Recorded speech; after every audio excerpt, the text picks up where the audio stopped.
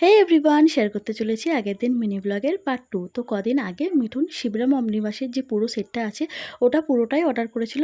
তার আগে কিছু বই ওর কাছে ছিল, আর বাদবাকি যে পুরো সেটটা সেটা অর্ডার করে। তো ও থাকতে থাকতেই যে পার্সেলটা পুরো চলে আসে, তো আমি বললাম যে প্রত্যেকদিন তো আমি আনবক্সিং করি, আজকে তুই আনবক্স কর। তো ও খুবই খুশি, কারণ ও আস্তে আস্তে বইগুলো সব চলে এসেছিলো। আর আজকে লাঞ্চে আমাদের একদমই সিম্পল খাওয়া দাওয়া হয়েছিল। এরপরে ও টিফিনগুলো প্যাক করে দিই, তারপরে আমি আরও চলে যাই স্টেশনে। ওকে প্রত্যেকদিন যখনই ও যায় আমি স্টেশনে ছাড়তে যাওয়ার চেষ্টা করি। ভাবি যে ওইটুকুনি সময় থাকলে একসাথেই থাকা হবে। তো তারপরে ও চলে যায়, আর আমি আসার পথে এটিএম থেকে টাকা তোলার ছিল। তো আমি এটিএমের থেকে টাকা তুলে নিই। আর আমার মা যখন যেটুকু টাকার দরকার হয় আমার মা ততটুকুই তুলবে, কোনো সময় তার বেশি টাকা তুলবে না। যাই হোক, আমি এরপরে বাড়ি চলে আসলাম, আর আসার পথে দেখলাম যে দুই ধারে খুব সুন্দর গাছগুলো মেনটেন করছে।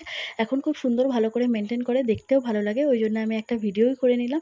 আর আসার পরে ভাবলাম যে এতগুলো যখন বই চলে এসছে তার মধ্যে একটা বই নিয়ে পড়া যাক। আজকের মতন এইটুকুনি।